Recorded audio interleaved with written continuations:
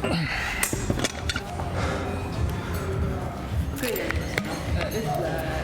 üks põhjus, miks iga inimene peaks trenni tegema.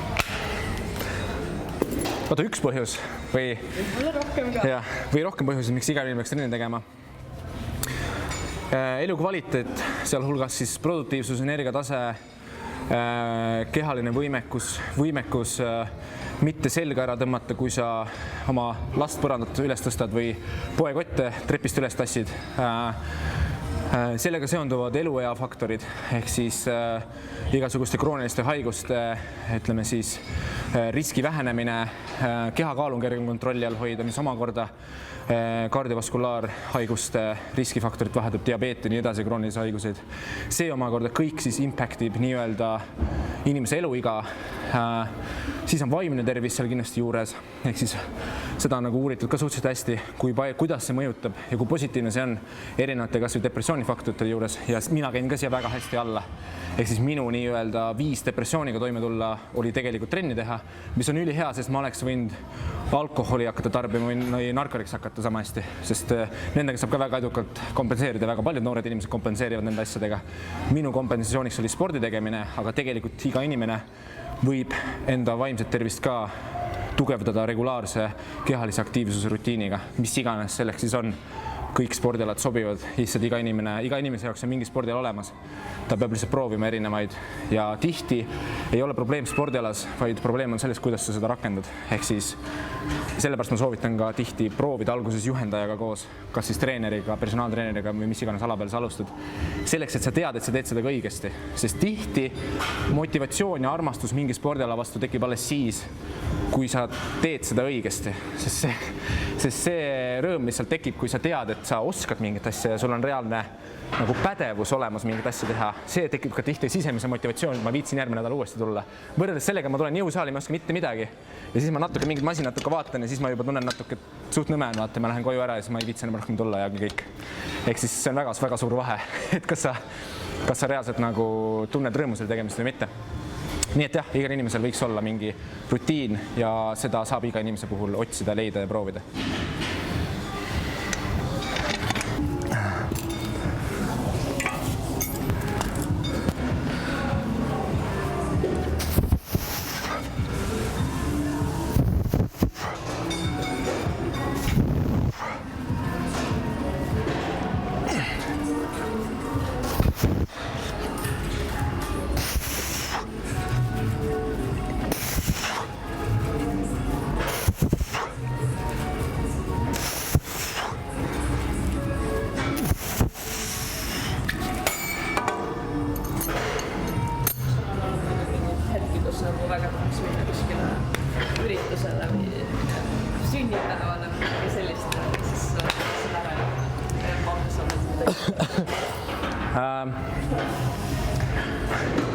Ma ütleks niimoodi, et kui sa oled seal kannatusprotsessis sees ja sa oled väga väsinud, näljane ja nii edasi ja sul on mingi sotsiaalne üritus nagu tulemas, siis enamasti sa ei kahetse seda, et sa ei saa sinna minna. Siis sa ei jaksagi sinna minna.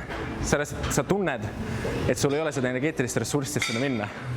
Ehk siis see pigem on nagu teistpidi, et sa ei tunne seda kahetsust, sa pigem tunned seda hiljem võib-olla, et kui oli mingi oluline üritus või midagi sihukest.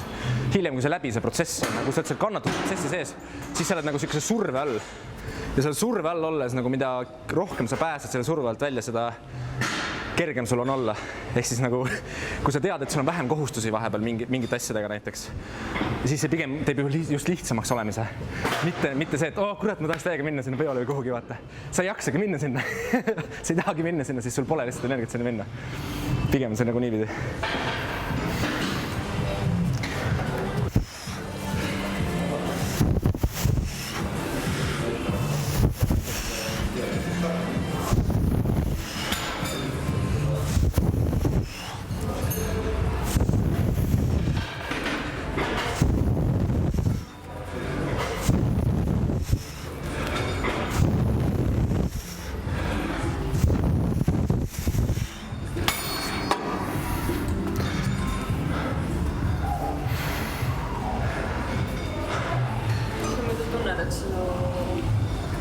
treenitavate seas on mingeid ühiseid näitajaid, mida kõigil võiks parandada või? Et kas minu treenitavate seas võiks olla mingid? See on ju personaaltreener, kui sa treenid inimesi, teevad hästi paljud erinevad inimesed. Kas neil on mingi ühisnäitaja, mille puhul sa nagu mõtled, et seda asja võiks nagu igal inimesel kasutada või midagi taolist? Keeruline küsimus. Ma respekteerin, no selles mõttes, et kui nagu hinnata mingeid väärtusi inimeste puhul, siis lõppkokkuvõttes nagu, mis personaaltreeneri funktsioon on see, et aidata juhendada inimesi selle protsessi sees, et kui sa tuled näiteks jõusaali või kus iganes sa treenid, personaaltreenid erinevad, mis iganes tennise ja kergejõustik ja nii edasi, mis iganes spordiala sa valid ja sa hakkad seda tegema, et sa teeksid seda selliselt, mis oleks esiteks sinu jaoks väga efektiivne ja teiseks, milles oleks minimeeritud vigastuste risk. Ehk siis see on see personaaltreener nagu kui juhendaja roll ja selles kontekstis, kui inimene tuleb nii-öelda treenima, siis see esimene samm ongi see, mida ma loen väga oluliseks. Ehk siis, kas see on siis julgus või initsiatiiv olla üle sellest mugavustsoonist, mille raames inimesel näiteks üldse pole mingit kehalise aktiivsuse rutiini võrreldes sellega, et ta midagi hakkab tegema. Siis selles mõttes ma respekteerin igat inimest, kes leiab selle initsiatiivi, et alustada või hoida kehalise aktiivsuse rutiini regulaarselt. Ehk siis põhimõtteliselt pigem ma võib-olla hindaks seda, sest see on see, millest nagu, kas nüüd konkreetselt ta trennis kõik asjad 100% õigesti teeb või mis iganes. See on tihti ka nagu, kui otseselt vigastust haiget endale ei tehta, siis see on natuke teisejärguline selle ees, kas inimene üldse liigub või ei liigu. Rääkimata sellest, mis vormis ta liigub, kas ta teeb jõusaali või teeb, mis iganes talle rattaga meeldib sõita või mis iganes asi see on. Sest selle sportliku elustiili funktsioon ju suuresti on elu kvaliteet tegelikult. Ehk siis on see füüsiline vaimne nagu kasu, mida inimene saab liikumisest ja kuidas see kõik annab inimese produktiivsusele juurde, elueale juurde, tervisele juurde, kõigile näitajatele tegelikult juurde. See on asi, millega sa tegelikult sa investeerid selle tund aega, mina ei tea, 3 korda nädalas, 3 tund aega investeerid oma ajast sinna. Aga see, kui palju sa tagantjärgi tegelikult tagasi saad, see on tegelikult väga suur investeering, millel on väga suur nagu, ütleme siis, netoteenimine tagantjärgi on väga suur ühesõnaga. No, selles mõttes ega kasu, et see ei ole, sa ei näe nagu, kui dopingu kasutamises nagu rääkida, et kas on mingid ekstreemsed näiteid, mida on näha, siis ega sa ei näe niisama midagi. Et sealt ei, mida sa näed nagu selle spordile puhul on lihtsalt välimus. See on asi, mida sa näed. Ja see on ekstreemne. Ehk siis nagu võtke minu visuaalne välimus ja lisage sellele dimensioon 3-kordselt näiteks ja veresooned ja kõik on punnis ja kõik nägu on paistes ja vererõhk on hästi kõrge ja süda on meeleta koormus all ja 100 häda ühesõnaga. Siis see on see ekstreemne osa sellest, aga ega niisama ei näe kuskil mingit nagu võtmist või siuksed asju, vaata. Siukest kokkupuudut pole, aga neid inimesi nähes ikka, nad on nagu, need inimesed on tehniliselt nagu üle võlli keeratud siuksed koomiksi tegelased. Ehk siis nagu see dimensioon sellele inimkehal, mis on nagu siis, ütleme, suprafüsioloogiliselt, ehk siis tegelikult suuresti retseptiravimite hormoonide, valitud hormoonide abiga üle võlli keeratud. Ta omab lihtsalt proportsioone, mis on nagu, mida me näeme Marvelis näiteks või kuskil, vaata, Avengeri filmi vaatad, ja seal on Captain America ja mis iganes. Hulk jookseb ringile suurte lihastega. Et umbes see on see, mida sa nagu real life näed. Aga et selles mõttes nagu näha neid on nagu, jah, siuke huvitav, et nagu sa vaatad ja wow, päris haige, et nagu koomiksi tegelane. Aga olla ei tahaks. Sest mina isiklikult, sellepärast, et ma tean, et ma vähendan oma eluiga 10 ja 10 aastaid. Ja suht kurb olen nagu surra 40-aastaselt, kui saaks elada 80 aastat toredat ja õnnelikku elu. Ja seda kõike teha mingi visuaalsete lihaste nimel on nagu kõige mõttetum eksistents siin planeedil minu hinnangul.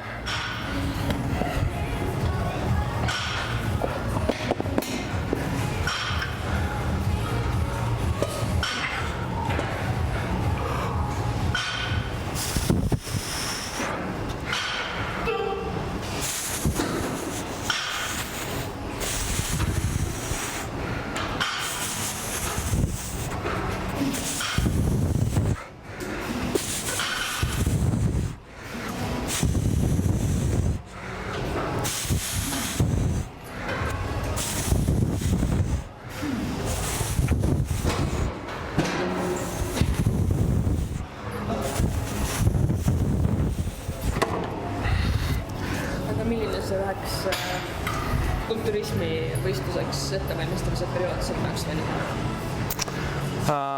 Kui valmistada kulturismi võistlusteks, siis kui ma peaks lühidalt, kui me räägime naturaalsest sportlasest nüüd, sest see väga palju erineb nagu keemiakasutajate vahel. Kui me räägime naturaalsest sportlasest, siis suuresti niimoodi, et ma elan enamus aastat sama elustiili. Ma toitun suhteliselt sarnaselt. Söön lihtsalt nagu nii-öelda tervislikult, mida iganes see tähendab ja teatud määra nagu läbi planeeritult enamus aastast, mis on ka suuresti tervise eesmärkiga seotud. Ja siis teen progressiivset jõutreeningut nagu elustiilina aastaid. Ja siis, kui tekib see huvi võistelda selle spordialal, siis põhimõtteliselt lihtsalt tuleb võtta enda aastast umbes siuke minu puhul, see on individuaalne, erinevatel sportlastel erinev aeg. Mul tavaliselt siuke 6-7 kuud periood enne võistluseid ja siis see periood tuleb minna siis toiduenergia puudusesse, treenida enam-vähem samamoodi edasi, nagu ma iga aasta treenin, mitte mingit vahet ei ole. Treening sisuliselt ei muutu, tekib toiduenergia puudus, keha hakkab ise ennast sööma, ehk siis enda rasvamassi vähendama ja siis rahulikus tempos kuust see väheneb, kuni lõpuks oled suht nälginud staadiumis. Sul on, ütleme siis, erinevad emotsionaalsed seisundid, hormoonid on paigast ära, söögisuregulatsioon on paigast ära, energiatase on väga madal, suhteliselt halb on olla, lõpus siukse viimased 1-2 kuud. Näljutad ennast põhimõtteliselt sinna ülimadala rasvaprotsendile, käid võistlustel ära ja siis hakkad sealt välja tulema ja rasvamassi taastama. Aga nagu muud muutujat väga ei ole. Teised muutujad on samad kõik. Trenn on enam-vähem sama, liikumine on sama, toitumine väheneb ja ta on hästi pikalt planeeritud lihtsalt ette ja võtab 6-7 kuud enam-vähem. Nüüd siuke ta on.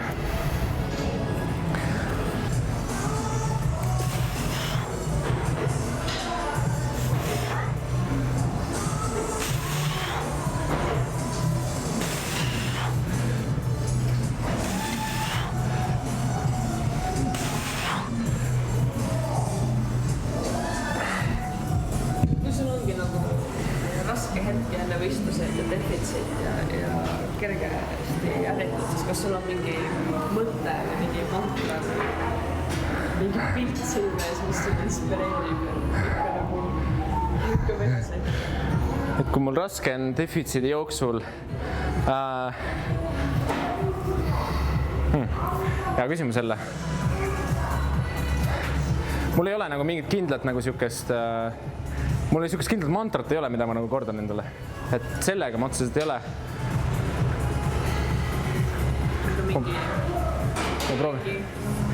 Jaa, kui ma proovin mõelda, see on hästi keeruline, sest selline keeruline selles vastata, sest nüüd on ta natukene erinev, sest kui ma noor olin ja näiteks kui isa surmast olid nagu mõned valitud aastad mööda saanud ja kui ma siis valmistusin, siis see oli nagu kerge masohism, ehk siis see oli see kannatamine, siis nagu see noore inimesena mul oli nagu teatud nagu frustratsioon oli nagu sisse kogunenud, kerge siuke nagu, see on siuke nagu viha ja kerge siuke nagu.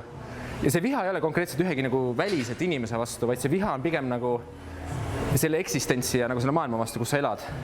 Et mina pidin selle nagu läbi elama, siis see tekitas nagu viha ja frustratsiooni põhimõtteliselt. Ja siis oli nagu sisemine siuke äng. Ja siis, kui ma alguses tegelesin sellega, ja kui ma pidin selle ala raames nagu kannatama, kas on siis trennis või selle dieedi tegemisega ja nii edasi, siis see oli väga tihti see emotsioon, mille pealt ma tegin seda. Ehk siis ma nagu pigem nautisin seda kannatamist, sest mulle meeldis ennast halvasti tunda, sest ma olin nagu vihane selle maailma peale põhimõtteliselt. Ja see tõenäoliselt on kuidagi mingi depressiooni alged on seal sees, kuidas see psühholoogiliselt inimesega nagu samastub.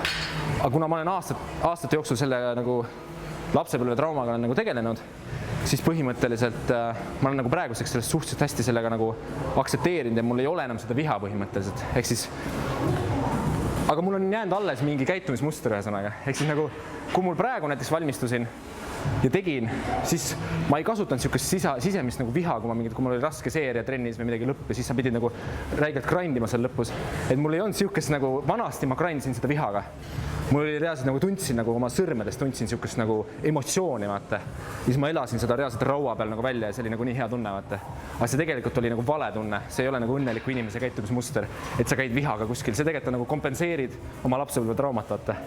Aga nüüd, kui ma olen sellega nagu pikemalt tegelenud ja sellest, no ma ise tunnen, et päris okeilt olen nagu saanud aktsepteerima endale seda, et see mind minimaalselt nagu mõjutaks tagantjärgi, siis praegune ettevalmistus pigem, mul ei ole seda viha enam, ma ei channeli, ma ei kanaliseeri seda sellesse kannatamisse, mida sa pead nagu kulturismi ettevalmistuses tegema. Aga nagu mingi nagu, kui ma olen varem nagu seda kanalit kasutanud, siis see kanal nagu jääb alles, ma ei oska seda selgitada. Ehk siis põhimõtteliselt ma nagu vana rasva pealt nagu kannatan, vaata, aga ilma vihata. Ehk siis mul ei ole enam seda frustratsiooni, ma ei vihka seda maailma, ma ei vihka seda nagu ümberringi, kõike seda. Aga lihtsalt kuidagi nagu lihtne on kannatada, kui sa oled varem nagu kannatanud. Ma ei oska selgitada. See on nagu vana rasva pealt teed põhimõtteliselt. Ehk siis see tuli vana rasva pealt, ma ei pidanud mõtlema selle peale väga palju. Ehk siis, et üle olla sellest kunagisest, et olla sellest kannatusprotsessist üle, ma ei pidanud väga palju nagu mõtlema, vaeva nägema, vaid lihtsalt ma olen nii mitmed korrad seda läbi teinud, et see tuli naturaalselt kuidagi. Põhimõtteliselt on see, mis ma nagu tundsin. Et ma ei tea.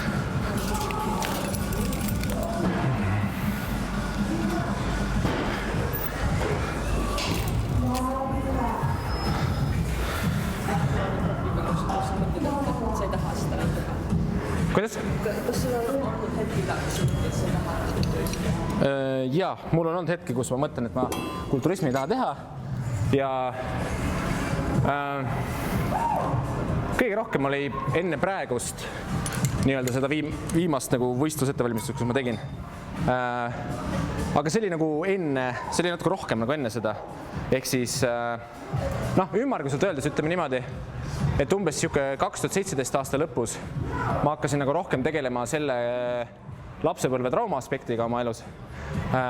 Süübisin sinna rohkem.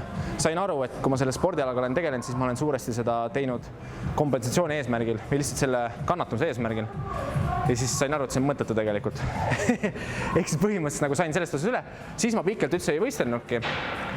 Ja kui ma praegu seda tegin, siis see pigem oli sihuke orgaaniline protsess, rohkem ütleme distsipliini sihukese enesele väljakutse eesmärgil ja samal ajal mulle meeldis turunduslik aspekt seal juures, ehk siis ma tahtsin sellega mingil määral ka kajastada seda protsessi lihtsalt, et kuidas see käib ja ma tahtsin seda nagu turunduse ja sotsiaalmeedia mõttes neid kahte asja natuke kokku panna lihtsalt ja rääkida seda nagu inimestele lahti. Ehk see on see, mis mind seal juures samamoodi huvitas. Ehk siis see oli nii turunduslik pool kui ka see spordi pool seal tegelikult. Lühidalt öeldes ma tegin seda hoopis teistel eesmärkidel. Ehk siis mul on natuke laiem nagu perspektiival asjale kui vanasti ühesõnaga. Et vanasti lihtsalt ma kompenseerisin, nüüd nagu see ei koti mind enam, see ei huvita mind enam. Et selle eesmärgiga ma ei viitsi seda üldse teha, vaata. Et pigem on teised eesmärgid. Aga jah, ühesõnaga lühidalt vastas jah.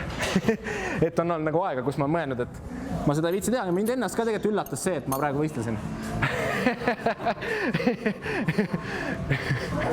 Et see ei olnud nagu nii väga planeeritud tegelikult. Aga selles mõttes on orgaaniline, kui ma aasta läbi teen trenni niikuinii samamoodi. Siis sa lihtsalt pead rasva ära põletama ja saad iga kell, ma võin iga kell võistelda selles mõttes, nagu ei ole vahet. Et ma võin, kuna ma tean, ma järgmised 5 aastat teen samamoodi trenni edasi, siis mul on naturaalsena see lihasmass seal all kogu aeg, lihtsalt rasva peal. Siis ma võin iga kell ennast ära näljutada, rasva pealt ära, võin minna iga kell kulturismi võistlema, vaata. Iseasi on see, kas ma tahan nii suurt osa enda aastast nagu kannatada. See on see küsimus. Ja ma tean juba ette ära, et ma ei viitsi seda väga tihti teha. Ehk siis mingit põhjust mul ei ole. Et kui ma uuesti peaks võistlema, siis tõenäoliselt mingi 3 aasta pärast võib olla. Tihemini ma kunagi ei tea jälle, sama asi, vaata, võib-olla tekib mingi hull entusiasm, hästi orgaaniliselt tuleb ja tegelikult ei pea väga palju ohverdama, et võib-olla on varem, vaata, aga võib-olla on umbes siukse aja pärast, vaata, sellepärast, et seal, kuna sa rahaliselt midagi ei teeni, kuna sa mitte midagi nagu tegelikult ei saa, sa teed seda hobina puhtalt, saad oma 5 eurose plastikkarika ja 100 inimest plaksutavad sulle, vaata, siis keda kotib tegelikult. Ehk siis nagu inimesed, kellel on nagu enesehinnanguga probleeme, nende jaoks on see väga nagu nende jaoks on see väga magus spordiala tegelikult, sest nad saavad seda välist tähelepanu sealt hästi palju. Aga see ei ole minu jaoks motivaator põhimõtteliselt. Mul peab mingi sisemine põhjus olema, miks ma sellega tegelen. Ja sellepärast mind need karikad, medalid, asjad, need on nagu tore hea, kui sulle hästi läheb võistlustel, aga see ei ole see, mida ma unes näen, et ma nüüd kannatan ja ma tahan olla meister ja number 1 on siin veri ja absoluutselt ei koti. Mida see väärtus, mis väärtus see ühiskonnale annab, mis väärtus see mu perele annab, mis väärtus see teistele inimestele annab, et mina käin six-packiga ringi ja ma olen number 1 ja medal on kaelas, vaata. Keda kotib lihtsalt? Tegelikult lühidalt öeldes. Et kui seda teha, seal peaks olema mingi sisemine sügavam väärtus, kas see on distsipliiniga seotud või siis kuidagi saab kajastada seda või kuidagi väärtust teistele inimestele anda sellega. Et siis ma näen nagu mõtet seda teha.